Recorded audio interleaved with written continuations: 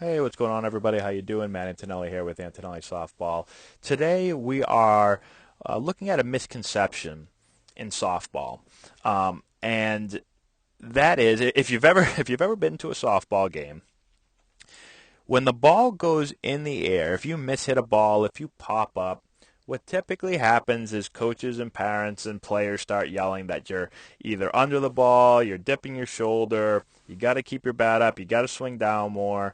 And in my experience watching swings and working with hitters is it almost is the opposite. Now I'm not saying it the ball will go up if your barrel dumps way back here and you're way underneath the ball, and you hit the bottom part of the ball. Yes, the ball will go up.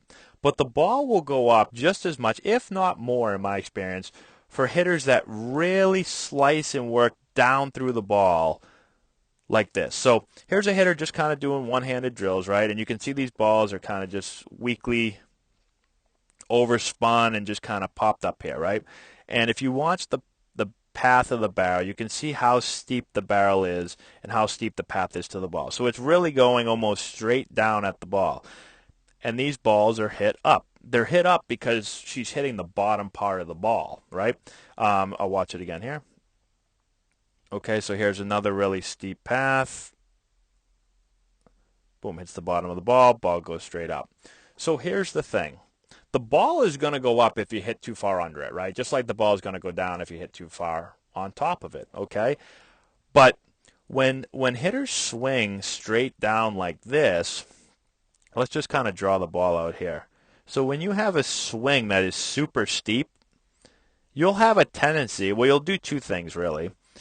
If you hit the top part of the ball, you're going to smother it straight down into the ground, right? So you're going to probably hit a ball that lands somewhere right around here on the plate, okay? The other thing you're going to do, if you hit the bottom of the ball, because you're coming at such a steep angle, you're going to end up hitting so much down at the bottom of the ball that the ball is going to shoot straight up. You're going to put a ton of spin on it.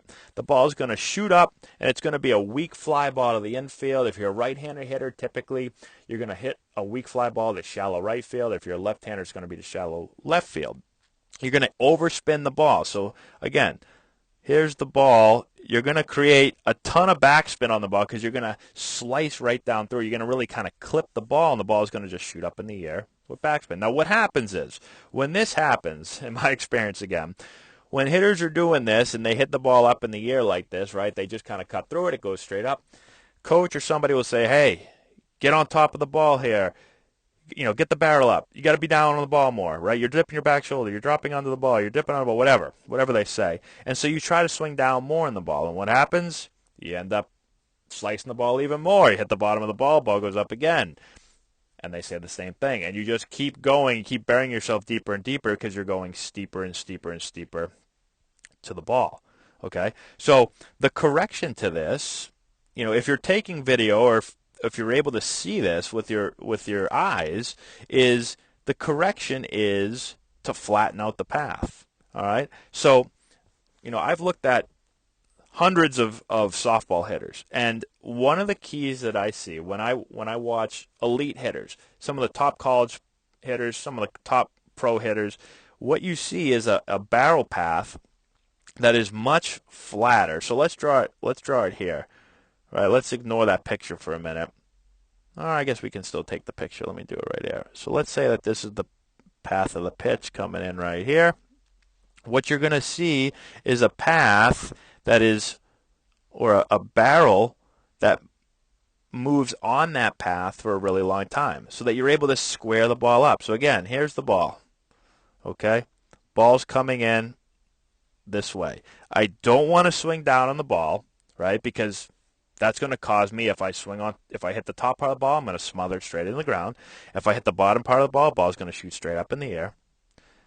If I can move on path this way, right there, slightly up through the ball, and we're going to throw a ton of videos up, so check our channel for analysis of all the top hitters in the country, college players, pro players, and watch how they're able to get their barrel to work slightly up through the ball and through the hitting zone. Because now if you just look at that circle as the ball and the two arrows, it only makes sense that now I'm giving myself a much better chance to square the ball up, right? So if I hit below the ball will still go up. If I hit above the ball will still go down.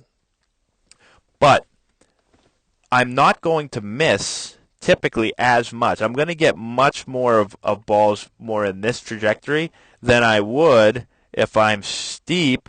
Then I get balls in that trajectory where it's straight up and straight down instead of out this way. And my goal is to hit a line drive with some carry that I can do some damage on, so I can get doubles, I can get home runs, right? If I'm down on the ball too much like this, I'm going to get a lot of smothered ground balls that aren't going to go for hits anyway, because they're going to be bouncing, a few feet in front of the plate, and those are easy balls to field. I'm going to be hitting high, lazy fly balls that obviously aren't going to go for hits. And so I'm not going to get hits, but I'm not going to do any damage at all.